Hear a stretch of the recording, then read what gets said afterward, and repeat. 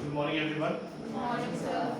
So yesterday in this chapter, that is planning and development, we had seen the topic that is two important controversies relating to the development, the concept of development. Which were those two controversies, Rohan, which we had discussed yesterday? Agriculture versus industries, and the other was public versus private. So we had seen two type of controversies after the concept of understanding of development.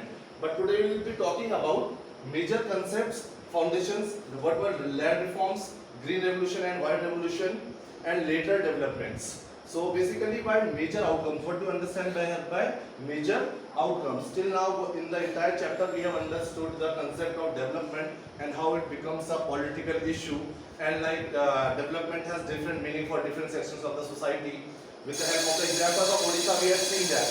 Then what we have seen after development, we had seen the first 5-year plan and second 5-year plan, and also we have seen the debate between the supporters and the critics of each plan, which we had studied yesterday. So now we have seen जो एक complete process हमने पढ़ा है of development, जिसमें हमें critics भी हैं, supporters भी हैं, people with various views and opinions relating to development, various views हैं, ठीक है? So उससे major outcome क्या आया? What is the conclusion? Whatever we have studied, we'll study in this major outcome. And under major outcomes, we will try to understand what do we understand by here foundations. Under foundations, let me tell you in well in advance right now that in foundations we will study that whatever plans we had put forward in the first 5-year plan and the second 5-year plan, like heavy industries, dams, जो भी हमने plan किया. At the same time उससे इतना output नहीं आया. We have talked about it, इतना ज़्यादा डेवलपमेंट नहीं हो पाया उस पॉइंट ऑफ व्यू. बट अगर हम आज का डेवलपमेंट देखते हैं of the modern India, and we have studied India as the new emerging centre of power also in the previous book. मतलब इमर्ज कर रहा है India, well known at the global platform. India को पहचाना जा रहा है not only economically, in all the dimensions, economically, politically, in terms of technology, in terms of military, everywhere.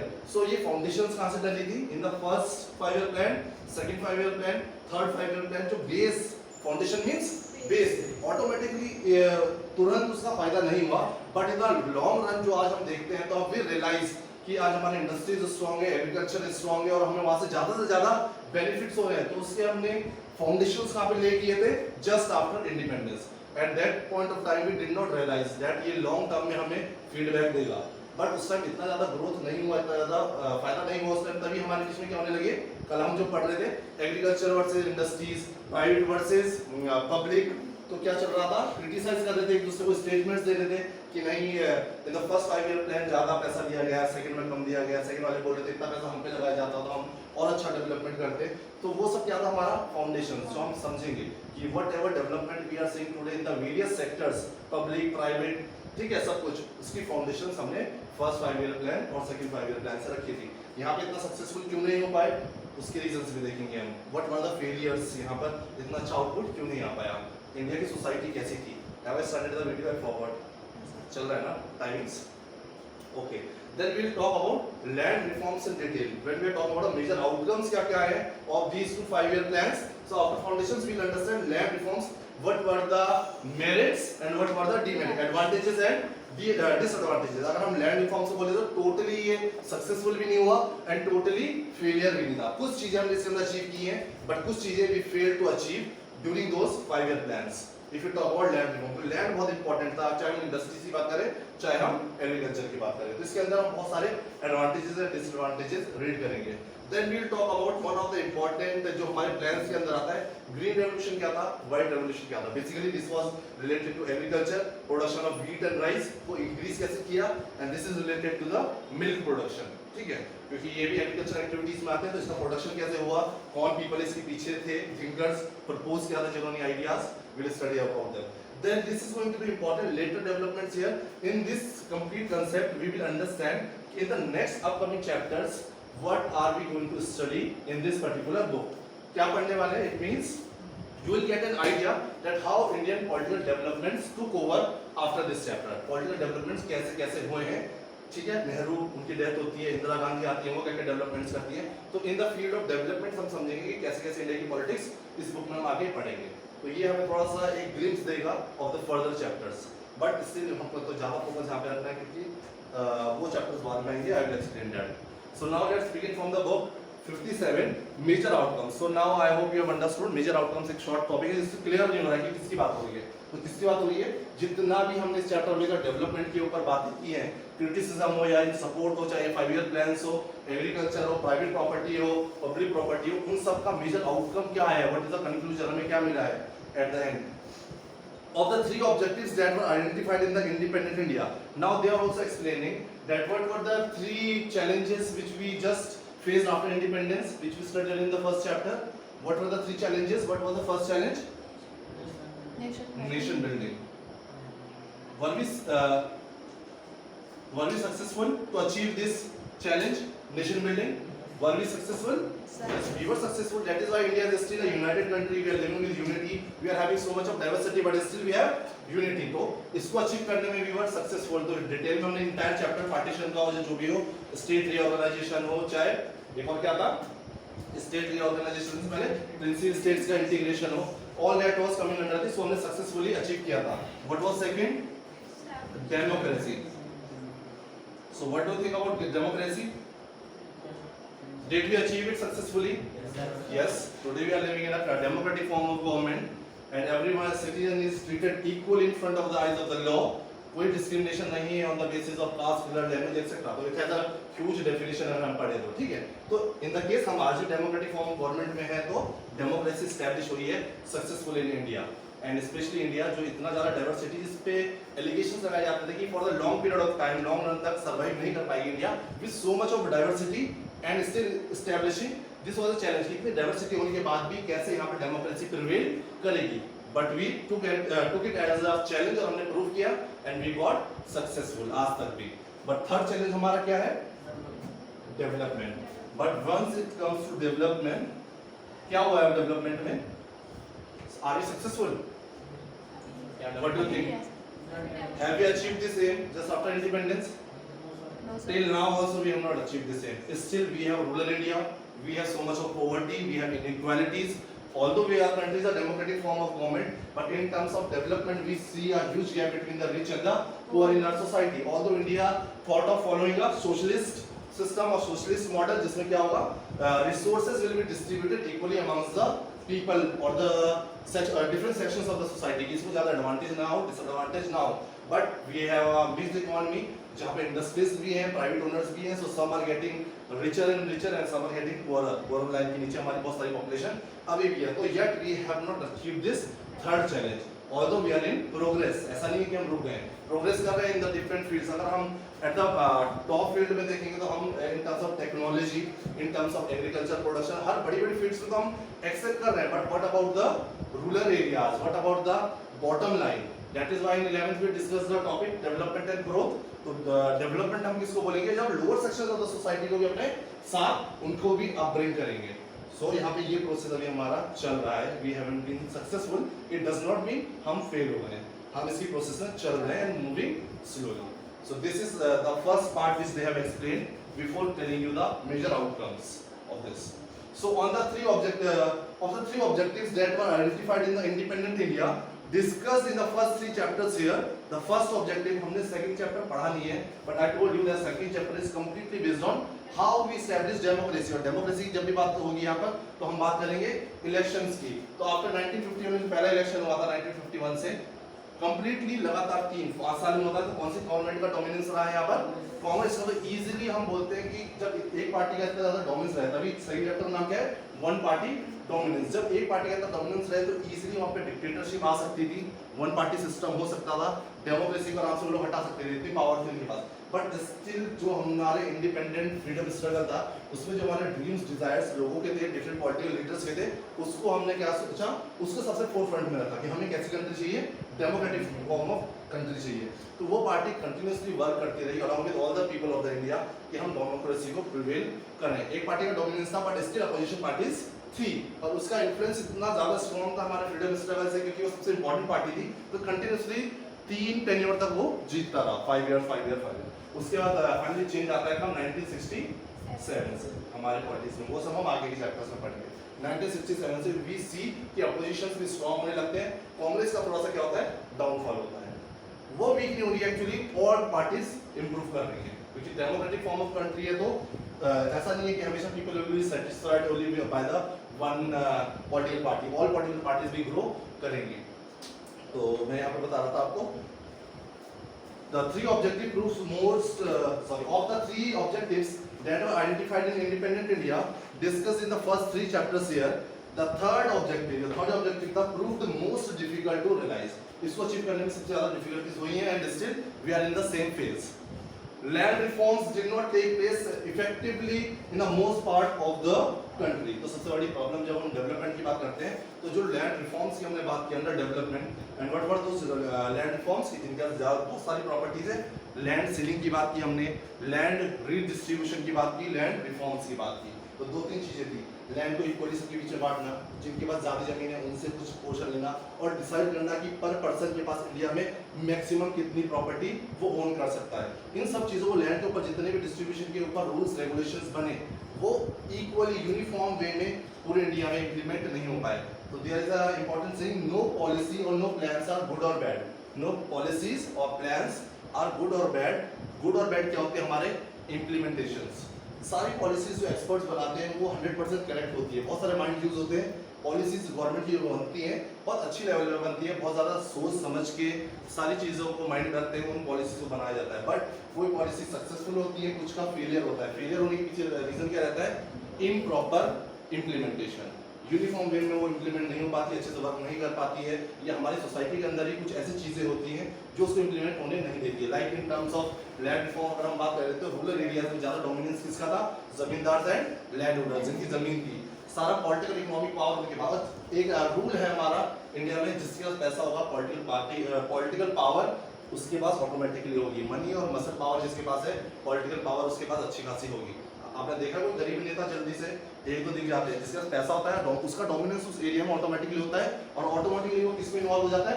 Politics में. हम बहुत सारी मूवीज में देखते हैं जो रिच होता है वो क्या बन जाता है? पॉलिटिशियन बन जाता है. नॉट 100% ना, मोस्टली वी सी जो एक विलेज का, एक डिस्ट्रिक्ट का मोस्ट डोमिनेंट पर्सन होता है and economically also it is very powerful, तो ऑटोमेटिकली पॉलिटिक्स में चले जाता है. उस एरिया का एमएलए बन जाता है, एमपी बन जाता है, प्रधान बन जाता है, सरपंच बन जाता है.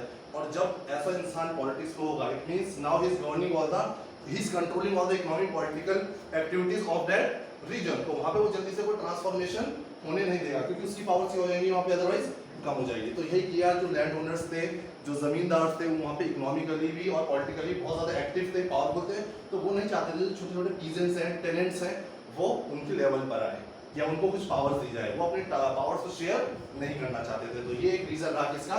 लैंड रिफॉर्म्स के फेलियर का, कि यूनिफॉर्म वे में पूरे इंडिया में हुआ भाई इम्प्लीमेंट बट यूनिफॉर्म वे में नहीं हो पाया. Land reforms did not take place effectively in the most part of the country. Political powers, वही पढ़ रहा हूँ जो मैंने बताया, political powers remain in the hands of the land owning classes. ठीक है, political power land owning classes के पास थी and big industries continue to be benefit and thrive while poverty did not reduce much. जो industries थे वो अमीर होते गए, जो लैंड ओनिंग पावर्स थी उनके पॉलिटिकल पावर्स थी, तो रिच हो रहा है, पुअर उसी लेवल पे रह गया बल्कि और लो चले गए. The early initiatives for planned development were at best. अब थोड़ा सा पॉजिटिव साइड दिखा रहे हैं हम किसकी? First 5 year plan, second 5 year plan, या उससे पहले हमने जो डेवलपमेंट के मॉडल्स की बात की कि हम कैपिटलिस्ट भी होना है, हमें सोशलिस्ट भी, मिक्स्ड इकोनॉमी रखनी है. तो ये सब जितना भी हमने डेवलपमेंट की बातें की और इनिशिएटिव्स के लिए, वो क्या था? Early initiatives for planned development were at best realising the goal of economic development of the country and wellbeing of all its citizen. हमने वो इसमें क्या बातें की है? इनिशिएटिव किस लिए लिया है? हम चाहते थे पूरी कंट्री का डेवलपमेंट हो और wellbeing of all its citizen, ये हमेशा हमने रखा है. ऐसा ना हो कि एक section of the society grow कर जाए और हम बोले डेवलपमेंट हो गया है. डेवलपमेंट का मीनिंग हमारे लिए क्या था? ग्रोथ हो बट सबका हो. ठीक है, इकोनॉमिक ग्रोथ, फिर मैंने क्या बोला था? किसके साथ? सोशल एंड इकोनॉमिक जस्टिस के साथ. सबको सोशल इकोनॉमिक एक्टिविटीज या अपॉर्चुनिटीज इक्वल मिले, तब जाकर के हम बोलेंगे ग्रोथ हो रहा है. ठीक है, तो हमारा ये एम था. बट हुआ क्या? The inability to take significant step in this direction in every first stage was to become a political problem. But इसके लिए जब भी हम स्टेप लेना चाह रहे थे, जो इनिशिएटिव था हमारे माइंड में कि हमने कंट्री के लिए पूरा डेवलपमेंट करना है बट वेलबींग ऑफ ऑल ध्यान में रखते हुए हर एक के लिए, तो इसमें प्रॉब्लम्स क्या है? जब भी हमने कोई इस डायरेक्शन में स्टेप लेने की कोशिश की, वो क्या बन गया? पॉलिटिकल इशू बन गया, क्योंकि development had different meaning for different sections of the society. Those who benefited from the unequal development soon became politically powerful. अब जो ये पॉलिसीज लगाई फर्स्ट 5 ईयर प्लान में, सेकंड 5 ईयर प्लान में जो भी पॉलिसीज थी, अब इन्हें इम्प्लीमेंट तो किया पॉलिसीज को, पर इन पॉलिसीज का बेनिफिट कुछ सेक्शंस ऑफ द सोसाइटी को ही गया। मेजरली अगर एग्रीकल्चर की बात करें तो जो बड़े बड़े लैंड ओनर्स थे, जमींदार थे, छोटे फार्मर्स उसी लेवल पर रह गए। तभी बोल रहे हैं कि जो हमने इम्प्लीमेंटेशन किया पॉलिसीज का, यूनिफॉर्म कैसा होता है, सबके लिए बराबर, सबके लिए बराबर नहीं हुआ, किसी किसी को ज्यादा फायदा हो गया उन पॉलिसी से। अगर एग्रीकल्चर की बात करें तो किनको हुआ, लैंड ओनर्स एंड जमींदार, जिनके ज्यादा प्रॉपर्टी है रूरल एरियाज में। इंडस्ट्रियलाइजेशन में अगर बात करें तो बिग इंडस्ट्रीज, जो बड़े बड़े इंडस्ट्रीज थे, तो इससे क्या हुआ, जो रिच थे वो रिच बन गए और जो पुअर थे उन तक कोई बेनिफिट नहीं पहुंच पाया। तो रिच और पुअर के बीच में जो गैप है इंडिया में, वो क्या हो गया था, बहुत ज्यादा बढ़ गया था। तो पॉलिसीज का प्रॉपर इंप्लीमेंटेशन नहीं हो पाया। पॉलिसीज वर गुड, बट क्या प्रॉब्लम हुई, उनका इंप्लीमेंटेशन प्रॉपर से नहीं हो पाया।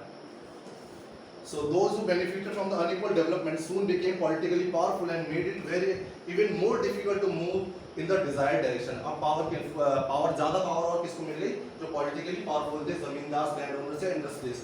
अब गवर्नमेंट जिस तरफ इनिशिएटिव्स लेना चाह रही थी, अब उनके लिए और इजी हो गया गवर्नमेंट्स की इंप्लीमेंटेशंस को रोकना, क्योंकि अब वो और ज्यादा पावरफुल हो चुके हैं। ठीक है, अब लेट्स अंडरस्टैंड। तो मेजर आउटकम्स हमने देख लिया, क्या मीनिंग है, ठीक है, हमने जो समझा उससे हमारे क्या प्रॉब्लम सामने आई है और क्या अचीवमेंट्स है। Now let's understand the meaning of foundation. Foundation को रीड करूंगा जल्दी से, क्योंकि मैंने एक्सप्लेन कर दिया है कि आफ्टर इंडिपेंडेंस जो भी हमने प्लान्स को लगाया एग्रीकल्चर फील्ड में चाहे इंडस्ट्रियलाइजेशन में, एट द टाइम जस्ट उससे हमें रिस्पॉन्स नहीं मिला। बट आज जो जितना भी डेवलपमेंट हो रहा है प्राइवेट और पब्लिक सेक्टर दोनों में, उसका कहीं ना कहीं हम देखते हैं बैकग्राउंड कहाँ से आ रहा है, स्ट्रॉन्ग फाउंडेशन जो बेस उसको मिल रहा है तभी से मिल रहा है।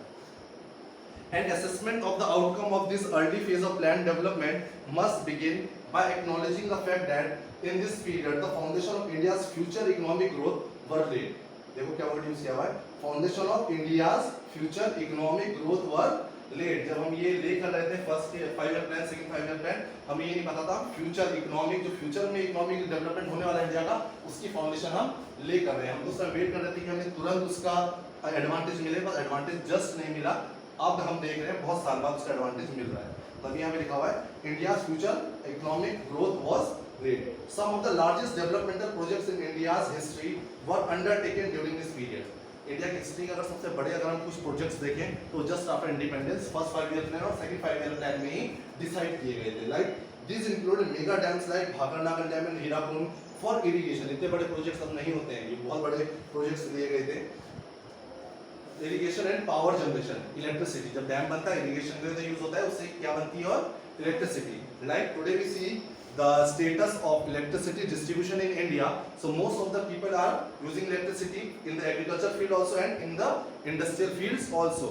तो उनको क्या पता था कि ये जो डैम्स आफ्टर इंडिपेंडेंस बने हैं उसका आज आउटपुट, उसका फीडबैक कब मिल रहा है, अब आज इतनी सारी इंडस्ट्रीज है तो जो उनकी इलेक्ट्रिसिटी की नीड होती है काफी फुलफिल हो पा रही है बिकॉज ऑफ डैम से इतना जनरेट कर पा रहा है इलेक्ट्रिसिटी को। एक छोटा सा एग्जांपल था ये, ठीक है।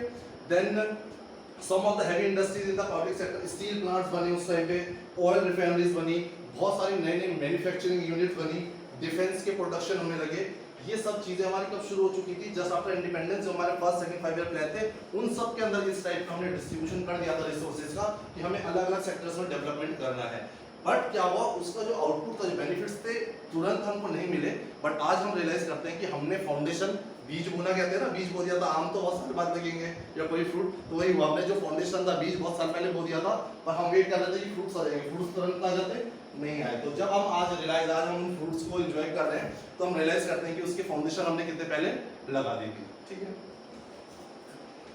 Well started during this period. Infrastructure for transport, infrastructure का जब हम बात करते हैं, आज ट्रांसपोर्ट सिस्टम की बात करते हैं, कम्युनिकेशन की बात करते हैं, improve substantially. For of late, some of these mega projects have come in for a lot of criticism. जब ये मेगा प्रोजेक्ट्स बने लाइक डैम, इनका क्रिटिसिज्म भी बहुत ज्यादा हुआ।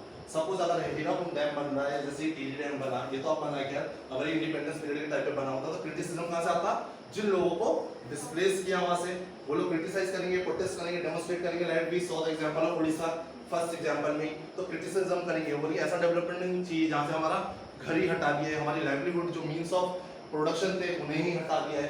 प्लस और जैसे इन्वायरमेंटलिस्ट होंगे, बहुत सारे पेड़ कटेंगे, पहाड़ कटेंगे, माइनिंग होगी, तो इन्वायरमेंटलिस्ट भी प्रोटेक्शन करते हैं हमारे इन्वायरमेंट की, वो भी क्रिटिसाइज करेंगे इस गवर्नमेंट की पॉलिसीज को। तो अलग अलग पॉइंट ऑफ व्यू, हो सकता है इकोनॉमिस्ट भी करें, तो अलग अलग पॉइंट ऑफ व्यू से अलग अलग लोग क्रिटिसाइज भी करते हैं, कुछ लोग सपोर्ट, क्योंकि डेवलपमेंट का मीनिंग सबके लिए क्या है, अलग। तो जब ये मेगा प्रोजेक्ट्स हमारे बने आफ्टर इंडिपेंडेंस तो इनको भी क्रिटिसिज्म को फेस करना पड़ा। हम वो देखते हैं ट्री चिपको आंदोलन मूवमेंट, जैसे कि वहाँ पे क्या हो रहा था, मैन्युफैक्चरिंग एक इंडस्ट्री बनने वाली थी उत्तराखंड में, और वो स्पोर्ट्स की फैक्ट्री थी, जो बैट्स वगैरह वुडन जो भी काम बनता है स्पोर्ट्स में जो इक्विपमेंट्स यूज होते हैं वो बनने वाला था। तो उन्होंने क्या किया था, प्रोटेस्ट मूवमेंट किया, चिपको मूवमेंट, तो सक्सेसफुल हुआ। तो वो क्या था, एक कंपनी के लिए, इंडस्ट्रीज के लिए क्या था, डेवलपमेंट था, but on the other hand उस विलेज के लोगों के लिए क्या था, वो डेवलपमेंट नहीं था। जो उनका एनवायरनमेंट था, वो अगर उनको कुछ खाना था या उनके एनिमल्स थे, लाइव स्टॉक थे, उनको लकड़ी जो एज अ फ्यूल चाहिए होता था, वो सब कुछ उन्हें कहाँ से मिलता था, फॉरेस्ट से मिलता था। और वो फॉरेस्ट कट हो जाता पूरा, तो वो कैसे सर्वाइव करते, इसीलिए उन्होंने प्रोटेस्ट किया था अगेंस्ट दिस इंडस्ट्रियलिस्ट ग्रुप, जिसको गवर्नमेंट ने परमिशन दी थी। बाद में वो कैंसिल हो गया था, इतना प्रोटेक्शन के बाद। तो जब भी डेवलपमेंट का मीनिंग बता रहा हूँ बस क्या होगा, ठीक है। तो जब of late some of this mega projects have come in for a lot of criticism, yet much of the later economic growth, उसके पहले क्रिटिसिज्म आया, बट अब उससे क्या आ रहा है, हमें इकोनॉमिक ग्रोथ भी आ रहा है, including that by the private sector may not have been. जो आज हम प्राइवेट सेक्टर देख रहे हैं इतना स्ट्रॉन्ग हो गया इंडिया में, अगर उसके रूट्स देखेंगे बहुत ज्यादा स्ट्रॉन्ग हो गए, तो उसे कहीं ना कहीं सपोर्ट गवर्नमेंट ने भी दिया है। और जो गवर्नमेंट ने फाउंडेशंस ले डाउन की थी, जो गवर्नमेंट के अंडर हुई थी 5 ईयर प्लान के अंदर, उसका एडवांटेज किसको मिल रहा है, प्राइवेट ओनर्स को भी मिल रहा है। प्राइवेट जो कंपनी चल रही है, ट्रांसपोर्ट की बात करें, कम्युनिकेशन की बात करें, डिफरेंट सेक्टर्स की बात करें, तो इलेक्ट्रिसिटी जनरेशन की बात करें, तो इन सब का एडवांटेज कौन ले रहा है, प्राइवेट सेक्टर तो ले रहा है। इन सब चीजों को गवर्नमेंट से परचेज कर रहा है, बट जो प्रोडक्शन बना के ले रहा है उसको बेच भी उतने ही प्राइस पे रहा है, ठीक है। तभी यहाँ लिखा हुआ yet much of the later economic growth including that by the private sector may not have been possible in the absence of these foundations। अगर ये फाउंडेशन यहाँ पे ले डाउन नहीं की जाए होती, तो आज प्राइवेट सेक्टर भी हमारी कंट्री में इतना स्ट्रॉन्ग नहीं होता, ठीक है। तो ये फाउंडेशंस का वर्ड याद रखना।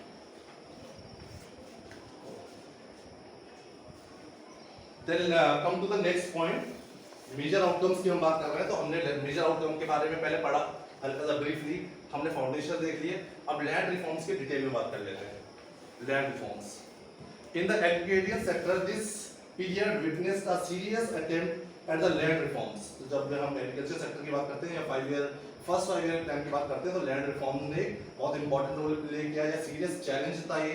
पर चैलेंज क्यों था Aman, why it was a challenge? Because the landlord wanted to give their land to influence किसका था यहाँ पे, रूरल एरियाज में इन्फ्लुएंस पूरा लैंड ओनर्स और जमींदार का था, ठीक है। तो इसीलिए चैलेंज था। Perhaps the most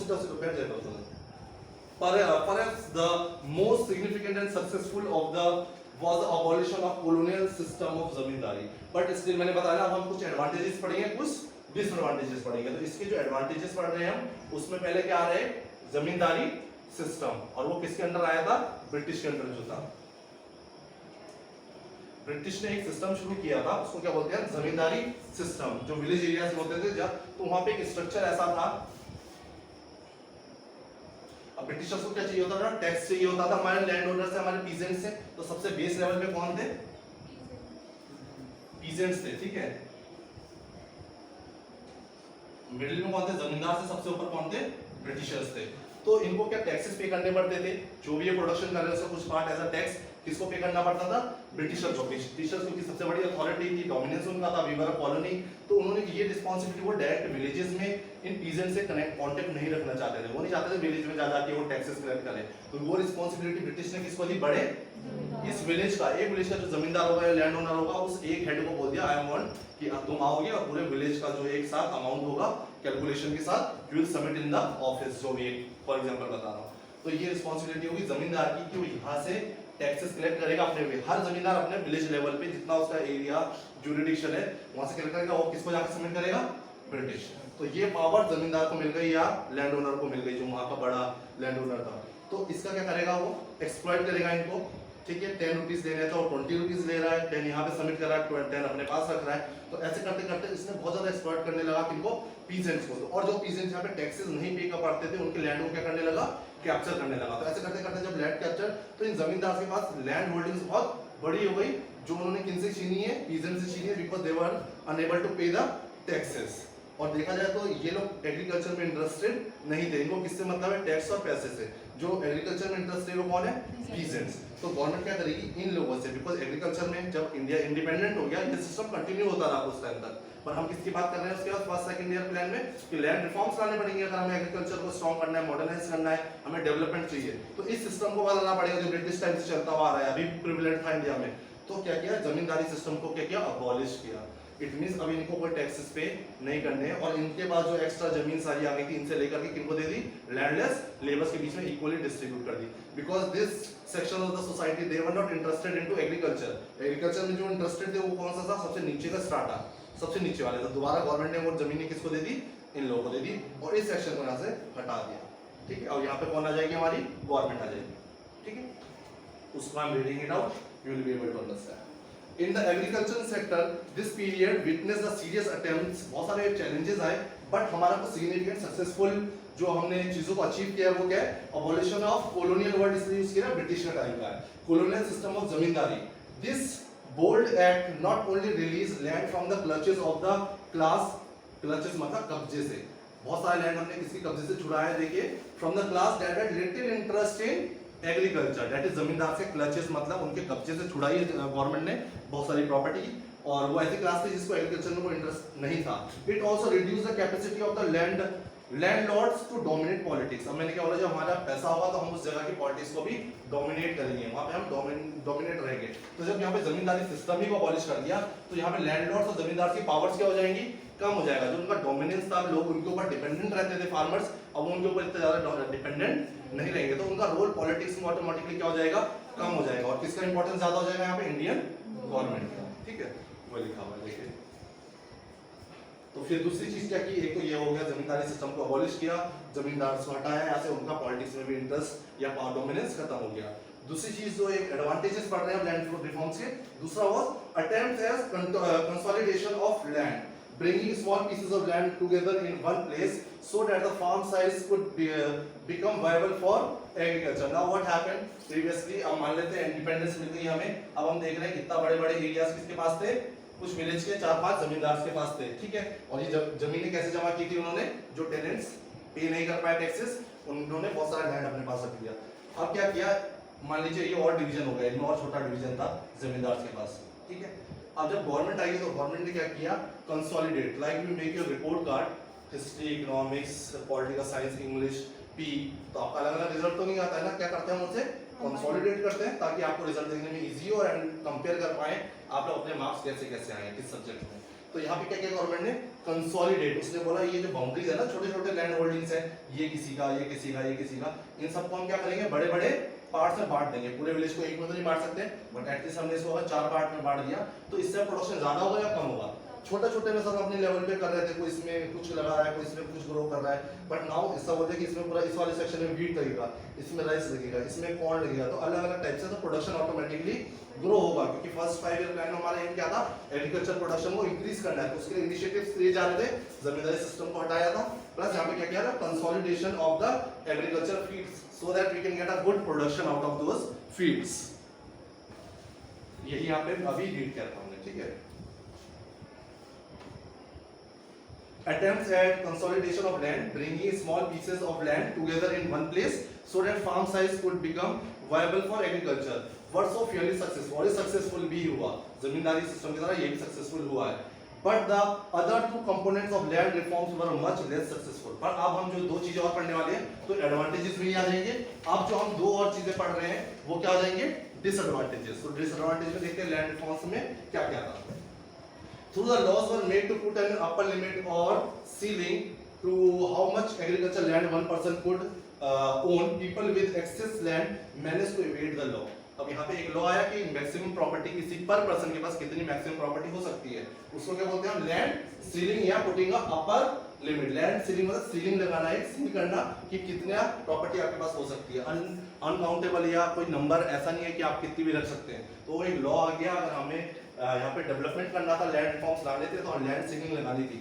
अब क्या हुआ, लॉज बने बट वो इम्प्लीमेंट नहीं हो पाए, क्योंकि किसका डोमिनेंस था, लैंड रिफॉर्म्स में अगर हम बात करें तो डोमिनेशन जमींदार का ऑलरेडी वहां पे था, लैंड ओनर्स थे बड़े बड़े, तो उन्होंने इस लॉ को खारिज कर दिया, मतलब इसको इतना यूज नहीं किया।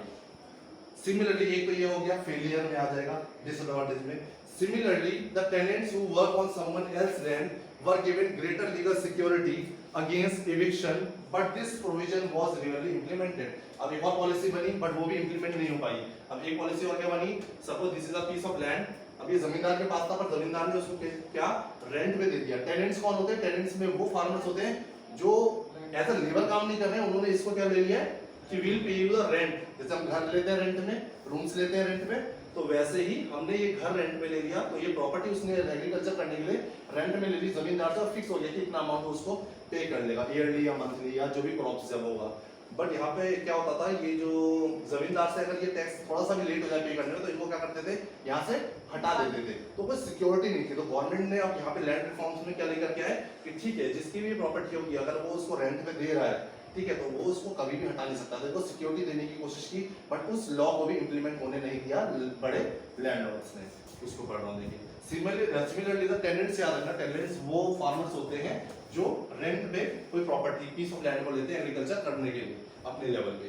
तो similarly the tenants who work on someone else land, someone else के लैंड पे वो काम कर रहे थे, were given greater legal security, law के अकॉर्डिंग उनको कुछ सिक्योरिटी दी गई, ठीक है, अगेंस्ट एविक्शन, ताकि उनको कोई एकदम से हटा ना सके कि जब मन हुआ लैंड ओनर ने बोला अब यहाँ से जगह खाली करो, ऐसा नहीं होना चाहिए। But this provision was really implemented, पर ये भी जो सिक्योरिटी वाला लॉ लेके आई गवर्नमेंट, इसको भी इंप्लीमेंट नहीं किया गया। तो अब हम देखेंगे दो एडवांटेजेस और दो डिसएडवांटेजेस ऑफ लैंड रिफॉर्म। इसको टोटल फेलियर भी नहीं बोलेंगे और टोटली सक्सेसफुल भी नहीं बोलेंगे जब हम बात कर रहे हैं मेजर आउटकम्स की, ठीक है। It was not easy to turn these well-meaning policies on agriculture into genuine and effective action. This could happen only if the rural landless poor were mobilized. But the landowners were very powerful and wielded considerable political influence. Therefore, many proposals of land reforms were either not translated into law, or when they were made into laws, they remained only on paper। वही सब पढ़ रहे हैं कि villages में इतनी ज़्यादा unity नहीं थी, उनको इतनी ज़्यादा अवेयरनेस नहीं थी गवर्नमेंट की नई पॉलिसीज रूल्स रेगुलेशन के बारे में, प्लस जो जमींदार थे लैंड होल्डर्स थे वो बहुत पावरफुल थे, तो वो लॉज जो बनते थे उनको इम्प्लीमेंट नहीं होना देना चाहते थे और इम्प्लीमेंट होने भी नहीं दिया। बहुत सारे लॉज को मानते थे क्योंकि पॉलिटिकली इकोनॉमिकली वो बहुत ज़्यादा डोमिनेट करते थे अपने एरियाज को, क्योंकि पैसा था तो पॉलिटिक्स में वही थे, उस एरिया का पॉलिटिकल इकोनॉमिक सिस्टम उनके ही कंट्रोल में था। तो ये कुछ रीजंस रहे जिसकी वजह से ये प्रॉब्लम्स आई है कि यहाँ पे कुछ रूल्स रेगुलेशंस इंप्लीमेंट नहीं हो पाए, ठीक है। अब इसके बाद हम यहाँ पर एक फूड क्राइसिस है, इसको पढ़ लेते हैं। ये वाला बॉक्स इतना इंपॉर्टेंट है, फूड क्राइसिस वाला थोड़ा सा इंपॉर्टेंट है, बिहार से रिलेटेड है। लेट्स रीड दैट, इसकी रीडिंग कर रहा हूँ बस। फूड क्राइसिस, इंडिया में एक क्राइसिस आया था जिसे फेमाइन बोलते हैं, जहाँ पे शॉर्टेज ऑफ फूड ग्रेन्स, लोगों को खाना तक नहीं मिलता है, ठीक है। तो ऐसी सिचुएशन में इंडिया में आई थी। The agriculture situation went from bad to worse in 1960s, and this is the period of 1960s का टाइम है। ऐसा लग जाता था मतलब 1960 से 61, 62, 63, 69 तक, इन 10 साल का हम बात कर रहे हैं, ठीक है। हो सकता है इसमें 5 साल, 6 साल, 7 साल, पर 1960s का फेज की बात हो रही है।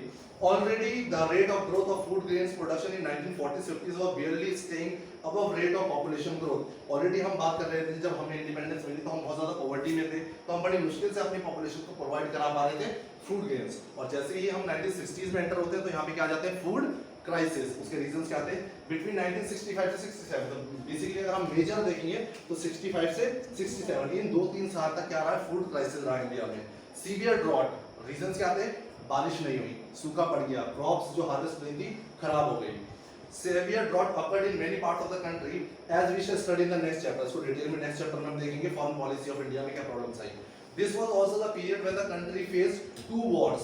अब क्या हुआ, ड्रॉट भी आ गया, सूखा पड़ गया, क्रॉप फेलियर हो गया, प्लस साथ साथ हमारे 2 वॉर हुए, 1962 में अगेंस्ट चाइना एंड 1965 में अगेंस्ट पाकिस्तान। और जब हमारा वॉर होता है तो कितने ज्यादा रिसोर्सेज उसमें वेस्ट होते हैं, ऑल्सो फूड ग्रेन्स की रिक्वायरमेंट होती है for the military and everything. तो इस टाइम हमारी कंट्री की कंडीशन वर्स से और वर्स हो गई because of the war plus drought. All this resulted in the severe food shortages and famine. तो इसकी वजह से शॉर्टेज हो गया फूड का शॉर्टेज हो गया, तो उससे क्या बोलेंगे हम, फेमाइन। कंडीशन ऑफ फेमाइन आ गई, लोगों को खाना तक नहीं मिल पा रहा था, लोग भूखे मर रहे थे। Like conditions in many parts of the country, तो कंट्रीज के अलग अलग पार्ट्स में, कुछ पूरी कंट्री में नहीं, कुछ पार्ट्स में इस टाइप की प्रॉब्लम आ गई। Especially now we are taking the example of Bihar, बहुत सीवियरली इससे इम्पैक्ट हुआ था बिहार के ऊपर। That food crisis was most acutely felt as the state faced a nearly famine situation। Bihar में ऑलमोस्ट एक फेमाइन, जो प्रॉपर फेमाइन की डेफिनेशन होती है, उस टाइप की सिचुएशन ऑलमोस्ट बिहार में आ गई थी। The food shortage was significant in all districts of Bihar. Bihar की all the 9 districts जो हैं उनमें फूड शॉर्टेजेस था। Less than half of the normal output, जितना उनका आउटपुट होता था, प्रोडक्शन होता था, 100 kg अगर किसी का गेहूं होता था, वो 50 भी नहीं हुआ इस साल। तो जब 50 जो शॉर्ट हो गया है, उसकी वजह से क्या होगा, फूड शॉर्टेज होगा। जो फूड उनका 6 मंथ चलता होगा, अब वो कितना चल रहा होगा, 2 मंथ चल रहा होगा, 3 मंथ चल रहा होगा, ठीक है। तो प्रोडक्शन कम हो गया, इसी वजह से शॉर्टेज हो गया बिहार में। 5 of these districts in fact produce less than 1/3 of the what they produce normally, तो बहुत प्रोडक्शन कम हो गया basically.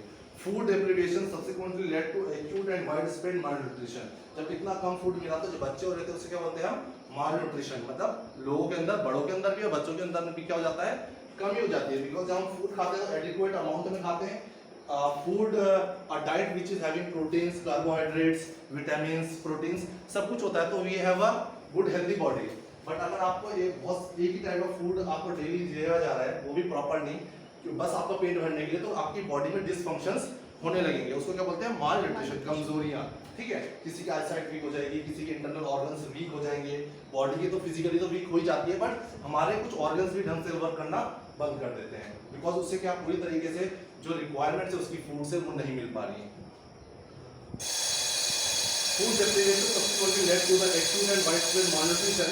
It was estimated that the calories intake dropped from 2,200. तो हमें माना जाता है बिहार में एक नॉर्मल फैमिली का इंसान है तो उसको कितनी कैलोरीज दिन में खाने से मिलनी चाहिए, 2,200, बट अब उसको कितनी मिल पा रही थी, barely 1,200, मतलब भूखा ही था वो लगभग, ओनली 1200, जो 2200 मिलनी चाहिए थी उसकी कैलोरीज अब कितनी मिल रही है उसे, 1200, ऑलमोस्ट वो भूखा था। In many regions of the state as against the requirement of, लगभग रिक्वायरमेंट 2400 के अराउंड होती है हमारी पर डे में एवरेज पर्सन की। डेथ रेट बढ़ गया, ऑफ कोर्स जब यहाँ पे मालन्यूट्रिशन हो गया, फूड शॉर्टेजेस हो गया, फेमाइन आ रहा है, तो डेथ रेट क्या हो जाएगा, बढ़ जाएगा। Death rate in Bihar in 1967 was 34% higher, normally जितना होता था उससे 34% और बढ़ गया death rate, okay. Food prices also hit a high in Bihar, जब हमेशा जिस चीज की क्या होगी, सप्लाई कम हो जाएगी, उसके रेट्स हमेशा क्या हो जाते हैं, बढ़ जाते हैं। कोई चीज मार्केट में बहुत कम मुश्किल से आ पा रही है और उसकी डिमांड बहुत ज्यादा है, तो उसके प्राइसेस क्या हो जाते हैं, हाई हो जाते हैं। तो बिहार में जो क्रॉप्स मिल रहे थे, तो जो रिच लोग रहे वो पाएंगे, वो खरीद पा रहे होंगे, क्योंकि वो किस प्राइस से मिल रहा था, बहुत हाई प्राइस पे, ठीक है। For wheat and rice the prices in the state were twice, दुगने हुए थे। व्हीट जो बेसिक से फूड ग्रेन्स है हमारे, उनके रेट्स भी दुगने हो गए थे। More than there price in more prosperous Punjab वगैरह से भी बहुत ज्यादा रेट ज्यादा बिहार में चल रहे थे। The government had zoning policies then prohibited trade of food across the state, बहुत सारी पॉलिसीज थी उस टाइम पे गवर्नमेंट की, जिसमें एक दूसरे स्टेट्स एक दूसरे में इंपोर्ट एक्सपोर्ट नहीं कर पाती, तो बिहार के अंदर दूसरी स्टेट से भी फूड ग्रेन्स नहीं आ सकते थे। This reduced the availability of food in Bihar dramatically. इसकी वजह से फूड ग्रेन्स की बहुत कमी हो गई बिहार में। In situations such as this, the poorest sections of the society suffer the most. जो poorest sections of the society थे, of course, इतने high price रहेंगे तो उनको ही सफर करना पड़ेगा। The food crisis had many consequences. इस food crisis के बहुत सारे consequences हुए, क्या है? The government had to import wheat and had to accept foreign aid. अब गवर्नमेंट इतनी फोर्सफुल हो गई कि सारे स्टेट्स तो अपने लिए ही कर पा रहे हैं, तो जिन जिन स्टेट्स में यहाँ पे फेमाइन आ गया था, फूड शॉर्टेजेस था, तो उन्होंने, इंडिया ने हेल्प किससे मांगी, फॉरेन कंट्रीज से, आउटसाइड से एड लिया हम लोगों ने, ठीक है।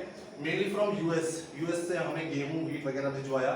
Now the first priority of the planner was to somehow attain self sufficiency in food. तो अब जब हमारे 5 ईयर प्लान्स चल रहे थे ऑलरेडी, तो प्लानर से माइंड में आ गया सबसे पहले तो हमें इस टाइप का स्ट्रक्चर बनाना पड़ेगा कि जो फूड की रिक्वायरमेंट है वो सफिशिएंट हो जाए इंडिया के लिए, मतलब हमारा स्टॉक इतना रहना चाहिए कि कभी सडनली इस टाइप की सिचुएशन आ जाती है, we should be having stock के हम अपनी पॉपुलेशन को खिला सके। लाइक इन कोरोना जो हमारा हुआ था, ठीक है, प्रोडक्शन सब बंद हो गया था, जो हमारे लोअर स्टार्टा के जो लोग हैं, बेसिकली सोशल जो लेबरर्स वर्क करते हैं, वो बाहर नहीं जा पा रहे थे, उनको तो डेली वेजेस के ऊपर डिपेंडेंट रहते हैं ना, कि जब शाम को 500 रुपये कमाएगा तब वो उसकी फैमिली डिनर कर पाएगी, ब्रेकफास्ट कर पाएगी, जो भी।